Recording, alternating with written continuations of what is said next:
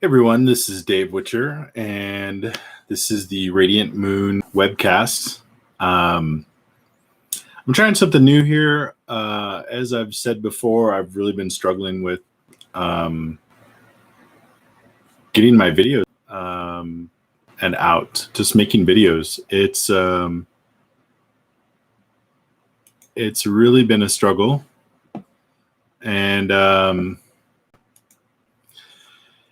most of it is just that perfectionism you get into when you're trying to come up with an idea for a video. I've got so many ideas for videos that I want to do, but it just really, when I start thinking about them, I go down that rabbit hole of over preparing, and then I never get finished preparing, so the video never gets made. And so out of desperation, I'm just going live. Hey, Ashley. Nice to see you. Thanks for dropping in. So yeah, I'm going live just to get myself to get on video and do this and get more comfortable with it. And as I get more comfortable with it and I put less pressure on myself, I'll actually be able to sit down and create the videos that I want to create. Like I said, I've got several pages worth of ideas that I want to get out there. The last one I did was just my ideas on Saturn. And I've got a lot more things like that. And so I'm just literally forcing myself to go live, which is just kind of the, least prepared way you can do a video, just to get myself to get out. Yeah, I am I guess I would consider myself a pagan. I'm not a Christian. And so I'm very open-minded as far as spirituality is concerned, in that I don't believe that there's any one true way. The way that appeals to me the most is the Norse Germanic tradition. So I find a lot that resonates with me in the Norse Germanic tradition. And so that's what I tend to focus on and use as inspiration. But I think people who follow, the whatever tradition that you follow, if it helps to spur you on, if it helps you to connect more deeply with spirit. So I do believe that there is spirit, and I believe that I guess I'll say this: I believe in pantheism. And so pantheism is the idea that everything is part of the all, right? You have at the very top, you have the all, and everything is a part of the all. And so pantheism supports polytheism, because the all breaks down into other goddesses and gods, and humans and non-humans, and elementals and fairies and everything, right? So everything is part of the one, and it's just divisions of the one. And so you do have goddesses and gods, and pantheism, I guess I would say I'm a pantheist animist. So I believe that even the smallest particle of light has consciousness and is a part of the all. So that's why I say that however spirit shows up in your life, as long as it's really inspiring you to connect more deeply with spirit, I do believe that spirituality, the main purpose of it is for us to connect with spirit in order to really discover our own self-empowerment. I think self-empowerment is the path that we're all here to be on, to discover our own internal connection with spirit. And self-empowerment and healing, I think, are two sides of the same coin. When you heal, you start to gain more self-empowerment. As you gain more self-empowerment, you heal more. And so I honestly believe that's what we're all here to do, right? We kind of come into this world and we have amnesia, and we get hit with a whole lot of sensations, sights and sounds and smells and touch and taste and all of that kind of stuff. And we're overwhelmed with it, just incredibly. And so we spend the first 7 or so years of our lives just getting a handle on all of these sensations. And because we're dealing with so much external stimulus, we kind of forget about the internal. And we forget that there's a whole lot of internal stimulus as well. And that internal stimulus is that connection to spirit. And so we get hyper focused on the external. We forget about the internal. And I think a big portion of that journey back to self is remembering about the internal stimulation. And find what we need or find what we want. I also believe that we come into this world with a set of desires that we're here to fulfill. Like we all have predilections. A predilection is a predetermined interest. And it's something that, when you see it, maybe the first time in your life you see it, it's that instant, oh yes, I'm interested in that. I like that. I want that. Whatever that is. And that's the beauty of it, is that everybody has a different set of desires that they come into the world with. And the trick again is to go within and remember what that is, because oftentimes, not always, but oftentimes in our childhood, as we're just trying to get a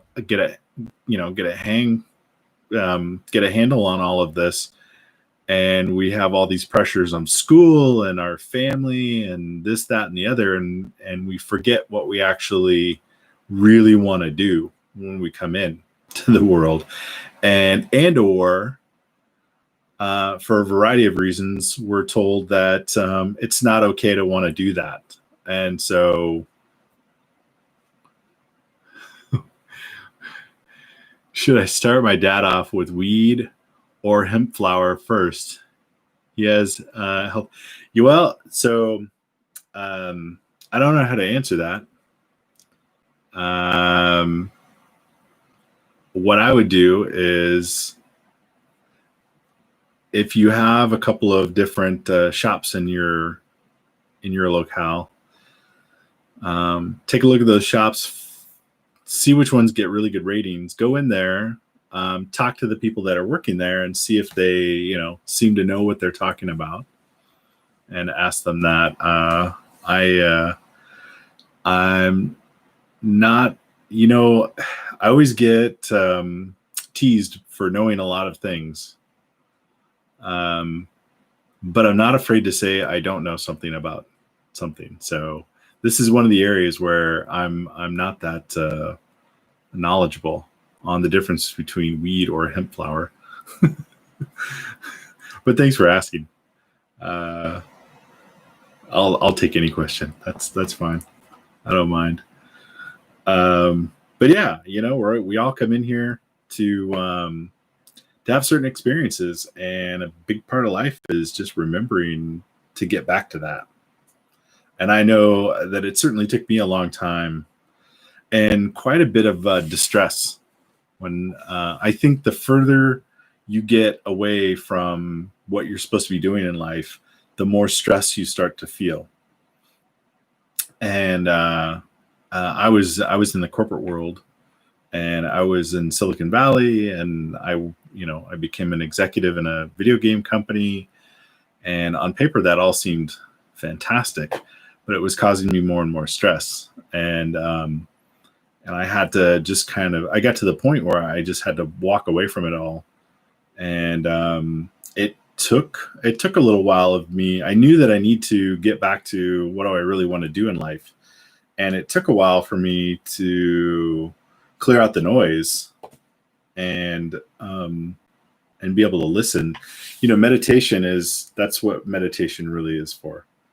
Yeah, it does help calm you down and relax you, but the real reason to meditate is to learn how to listen to yourself again. And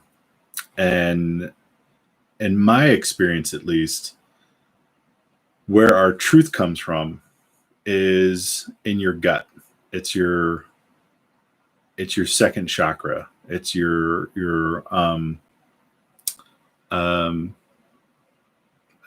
now I'm blocking on the name, but it's your sacral chakra, which is, it's not a coincidence that sacral and sacred are the same root word, right? That's where your sacred energy comes in. It's your knowing, it's your truth. Your gut never steers you wrong. And it's always just a yes, no. Is this right for me? Yes, no. Do I really want to do this? Yes, no. Is this person in alignment with me? Yes, no. Your gut will always tell you. Your mind will come up with all kinds of stories as to, why this, that, and the other. But your gut is always just a simple yes, no. So trust your gut. Trust your gut on all of that. And if you have a really hard time, I have a hard time meditating. I do. But one of the best ways I've found to meditate is to just go into the park and take a walk. So a walking meditation helps me. Actually, I discovered that back when I was in high school, and I used to run on the distance team, even though I don't look like it. I should have. But when I was out running, 5-6 miles, and you get into that nice rhythm, I had some of the best meditations on my running. And so walking is really good. Walking meditations. And if you really want to turbocharge your meditation, I recommend finding one of those saltwater float tanks and do a saltwater float. What that does is the isolation tank shuts off all of the external stimulus. And so without having any of that external stimulus, it's just very natural for you to turn inward and to start listening to your body, listening to yourself, listening to your energy. So I highly, highly recommend the what do they call them? The isolation tanks. Yeah, the saltwater isolation tanks. They're great for kickstarting your meditation. Do one of those once a month, and you'll just notice a lot of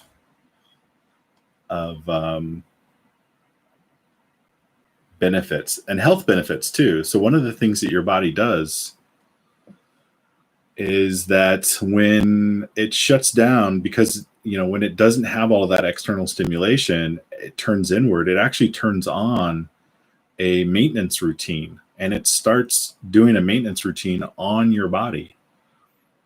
So that's yet another benefit of those isolation tanks. Sensory deprivation. Thank you. That's the word I was looking for.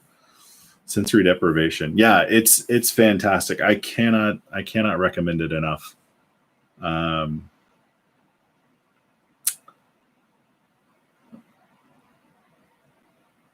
So what do I think people should be doing? I think people should really take this time that we have right now because of the coronavirus shutdown, and use this time to go within and and listen to themselves. We're so busy. We're so busy all the time and so distracted. But right now we're kind of, we have to be at home. I know we have right now people are going outside and it's summertime and everything, but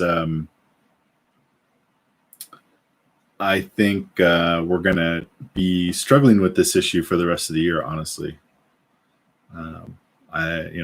There's no sign of it going down. In fact, the infections are going up. And I have a feeling, so my intuition tells me that they may not come up with a vaccine anytime soon, but I think probably it feels like by the end of the year, they'll have a treatment. So the difference between a vaccine and a treatment, a vaccine prevents you from getting the virus. A treatment reduces the effects of the virus. And what really hurts people the most is the inflammation caused by the virus, and your lungs get inflamed, and then you get pneumonia, and then you die from the pneumonia, right? So it just feels like we're going to be, dealing with this for the rest of the year, but then they will come up with something to help treat the symptoms of the virus to improve people's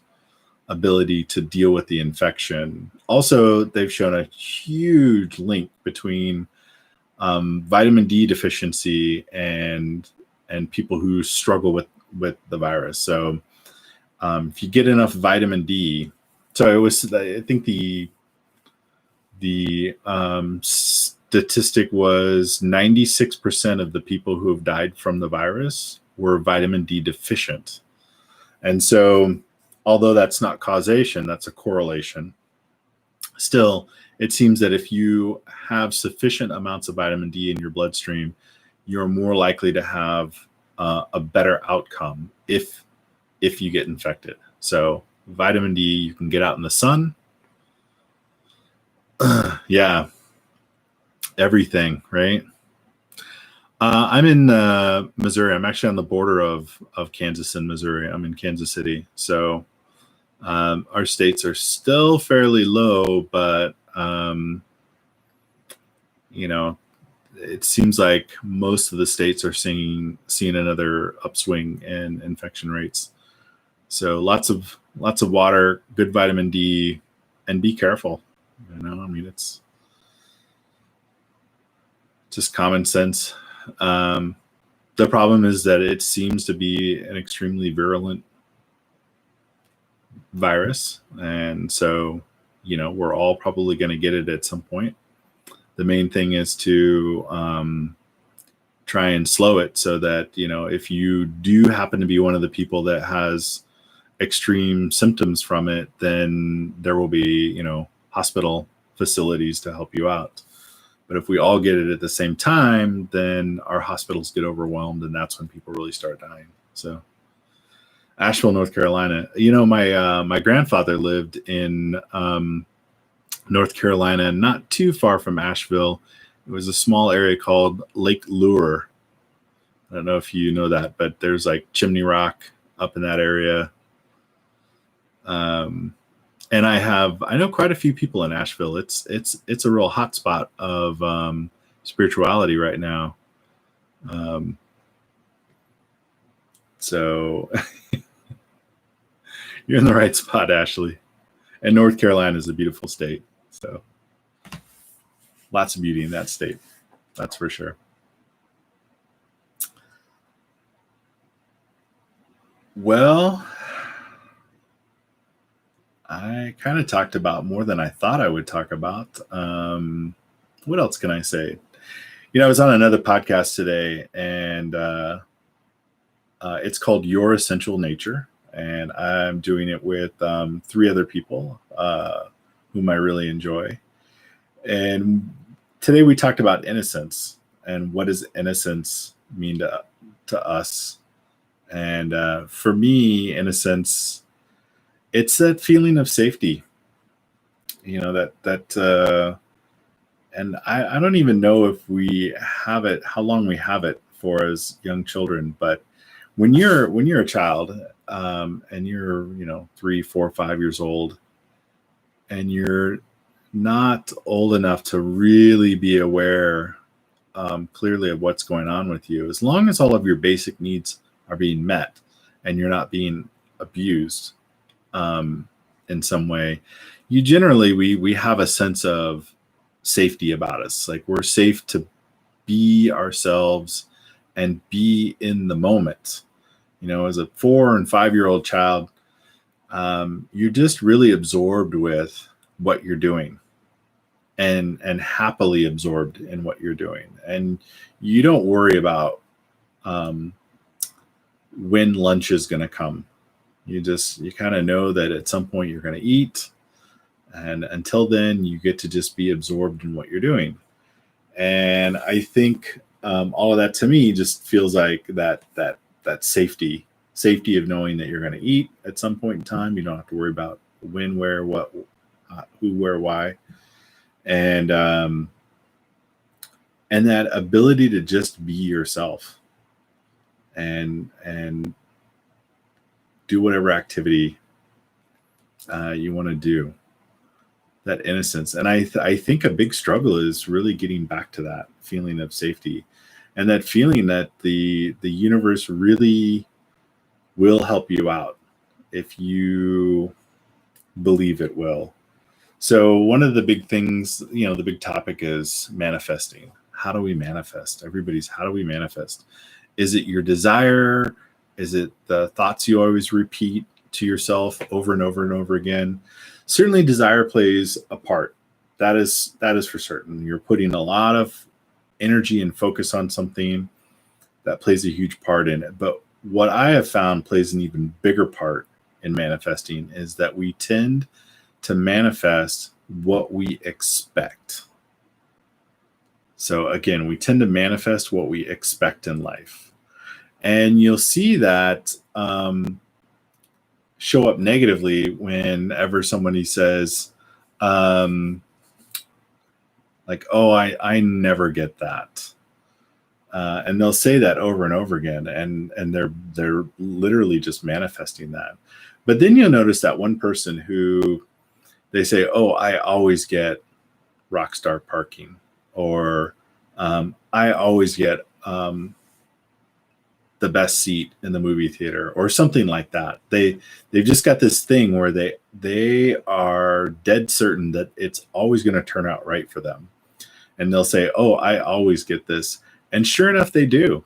It really does. So your expectations of what's to come is really what you're going to manifest. And one of the things that you do is whatever you pay attention to is what you notice more. And whatever you notice more on a day-to-day is what you come to expect. So really is important about what you focus on in your day. Do I have any good gods, goddesses? Again, I tend to really enjoy the gods and goddesses, or the goddesses and gods from the Norse mythology. So Freya, Freyr, Odin, Thor, Hela. One of the things that I like, and so the Norse, they call them the Norse, but it was really the Germanic peoples, the Germanic peoples were all throughout Northern Europe. So Germany, Eastern Europe, France, Scandinavia, which is where we tend to think about them, as well as England. So the Anglo-Saxons were, the Anglo-Saxons were two tribes actually that came down from Sweden. Part of them went south into Germany, and that's, that there's that region in Germany called Saxony that was named after them. And then part of them traveled across Northern Europe and into England, and that was the Anglo-Saxon. And that was the Anglo-Saxon invasion of England around 500 something or other. It was after the Romans left. And so much of what people think of as Celtic is actually Germanic in England. Right? You really the Celts used to be widespread throughout Europe as well. Very widespread, in fact. Much earlier on, though, and they eventually got pushed back by the Germanics, and I wish I had a better name. Germania was a name that the Romans gave that region around around one BC 180, somewhere around there, and half German, half Scottish. There you go. Well, you got both sides then. you got the Germanic and the Celtic, right? The Scots. Still, Scottish language is Gaelic. Scottish, the Welsh, and the Irish held on to their Gaelic language and still speak versions of that. When I was studying German in Germany, I had several friends who were from Ireland, and that was one of the things that they really appreciated in their schooling, was that they were taught Gaelic. And so because everyone speaks English, they could actually have a private conversation in Gaelic, in Irish Gaelic, and nobody knew what they were saying. So that was pretty cool. But yeah, so in fact, the Norse Germanic indigenous pre-Christian spiritual tradition influences a huge amount of our culture that most people are not aware of. I mean, all the days of the week are named after gods and goddesses of the Norse Germanic spiritual tradition. Christmas, Easter, those are all religious celebrations, pagan religious celebrations until they were Christianized. Beltane, Midsummer, all of these. They all have their roots in the pre-Christian religions. So, yeah, I don't speak Gaelic either.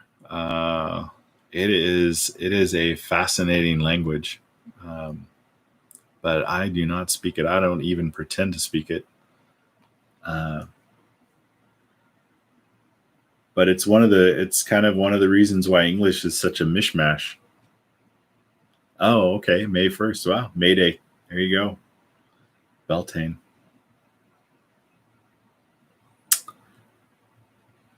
Yeah, and in fact, the reason why our calendars, the first day of the week is Sunday.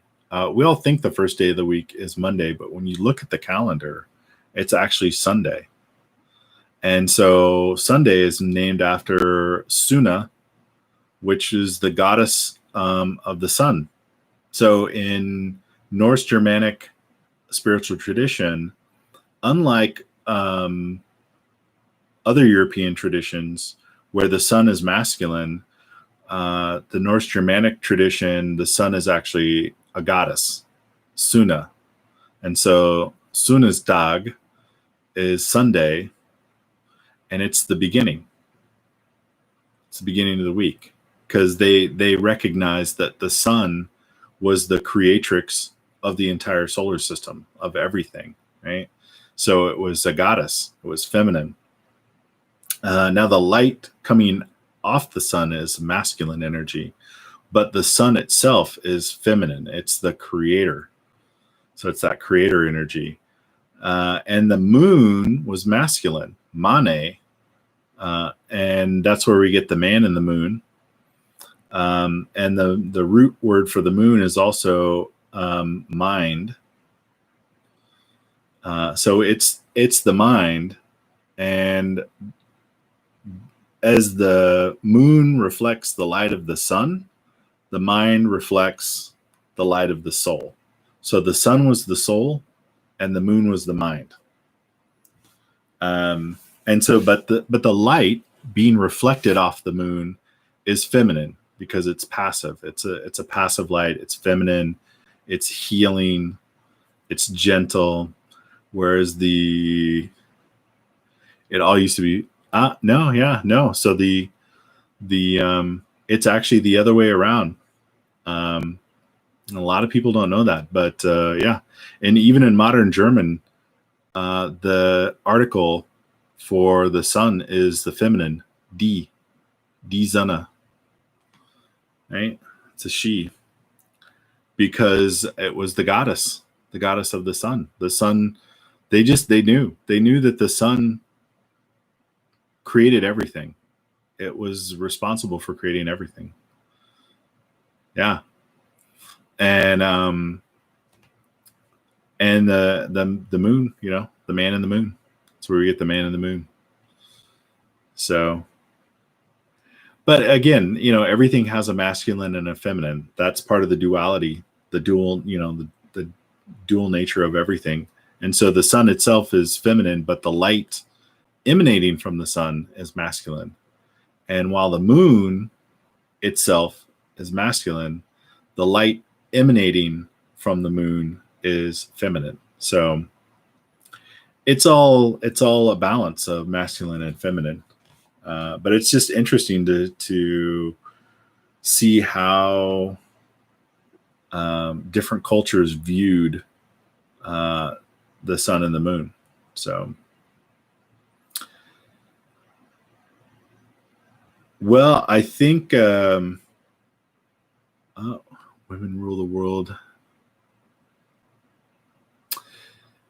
Yeah, very, very long time ago, prior to agriculture, actually, there is a lot of archaeological evidence to show that it was much more of a matriarchal society.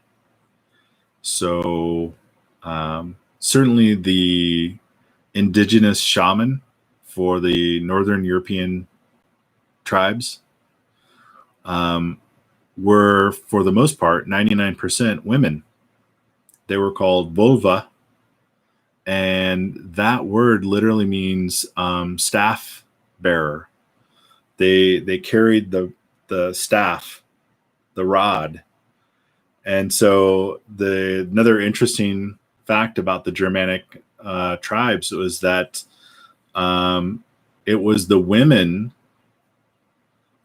shaman who carried the symbol of masculine power, the rod, around. And the warlords would not go to war without talking to these female shaman and getting permission, basically. If they consulted with the vulva and the vulva said, no, don't do it, they wouldn't. Yeah, well, and this was back when you say, yes, but men are respected and needed. Of course, the thing is that in a one of the differences between a matriarchal society and a patriarchal society, or at least the patriarchal society that we've seen in the last couple thousand years, is that in a matriarchal society, it's not about power and control. It wouldn't look like our current system, but with women in charge and men being suppressed. It's far more balanced, where each different aspect is respected and needed. And I feel that it has been, there's been this deep wound where the masculine was disconnected from the feminine for reasons I don't know why. And once the masculine was really disconnected from the feminine, actually, I have a theory, and the theory goes something to the fact of when we started to move in from hunter-gatherer or even pastoral, pastoral husbandry. When we moved from hunter-gatherer or pastoral husbandry into farming communities, in farming communities, you create more food than you need. So you have stockpiles. Stockpiles basically become money. So when the Egyptians had grain silos and they created these cities to protect the stockpiles of food, you had money. Well, when you have money, you have stratification of society. You have division of labor and stratification of society. So you have the rulers. At first they start off as managers, and then you have warriors, and you have people that just make bricks, and people that, the blacksmiths and what have you, people that make clothes. So there's division of labor. And what happens when you start getting this division of labor is that it allows people who have a mental illness called sociopathy to hide. And once they can hide, they can start to thrive. And sociopaths represent about 1% of the human population. In a tribal society, it's very easy to pick out a sociopath. They just don't fit in. And they're the people who are the cheaters. They're always trying to cheat.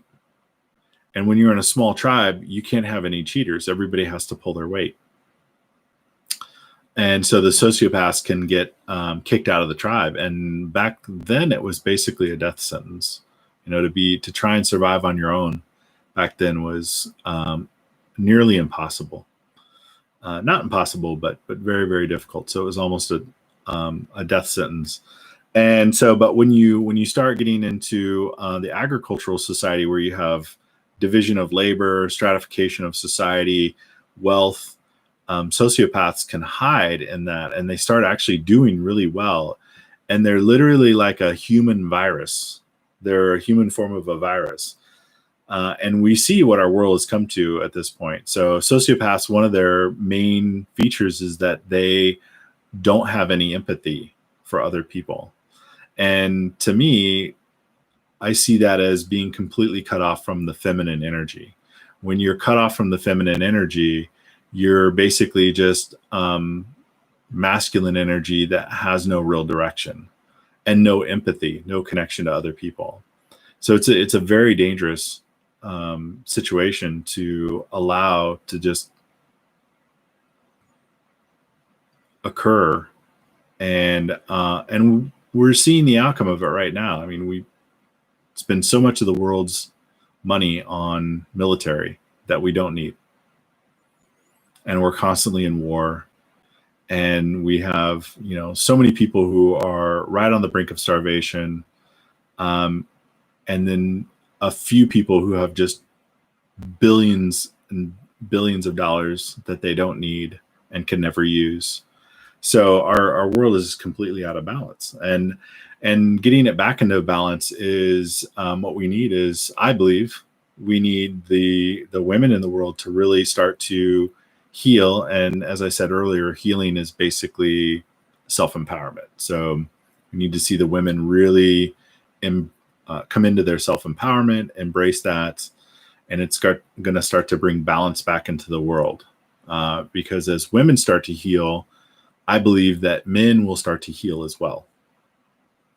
But women are going to really, the women healing is going to create the space for the men to heal as well. So that's probably a whole nother talk that I could give.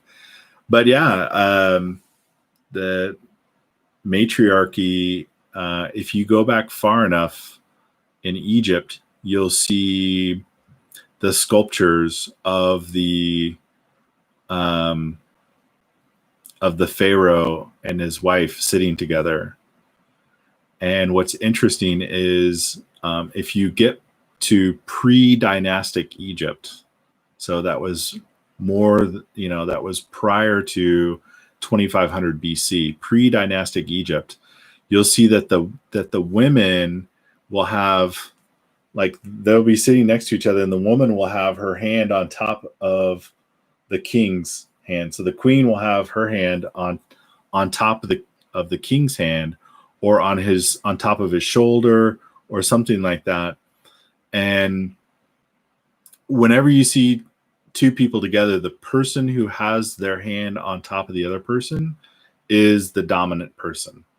So this is a clear indication that the queen was actually the dominant of the two.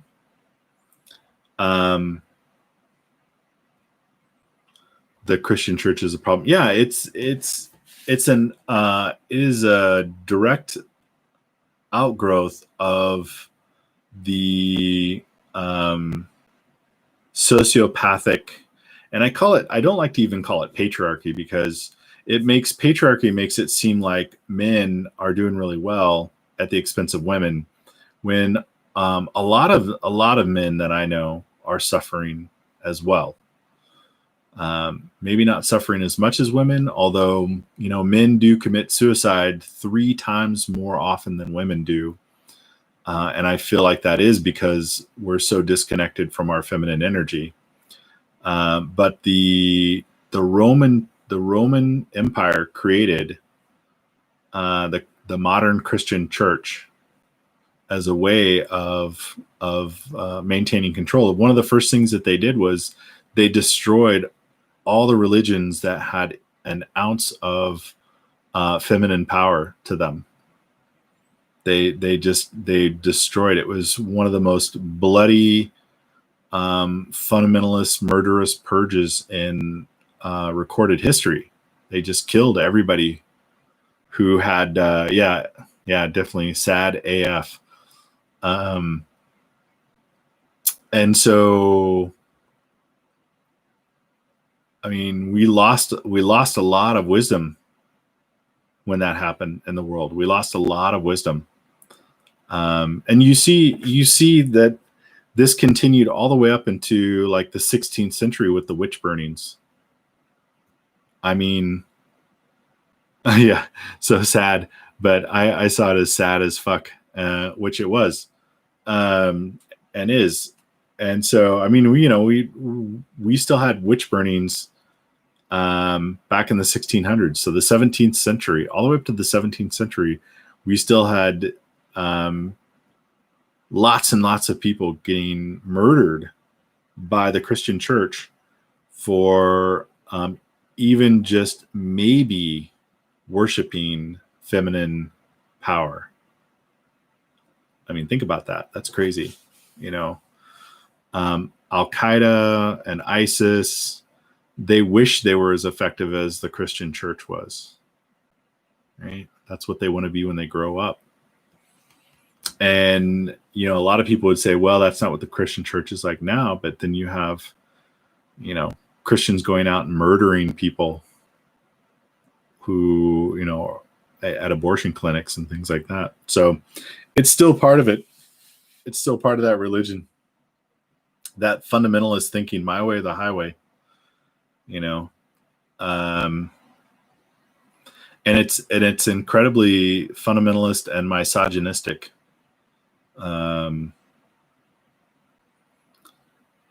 So there's that. Yeah, but definitely time to bring the feminine energy back into the world. We need it.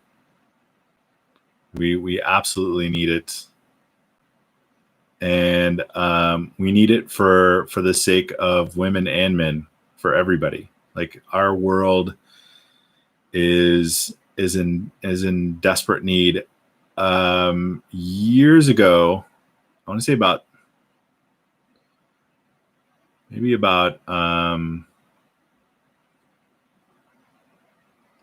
15 years ago or so, I was reading about an African nation, and I wish I could remember which one.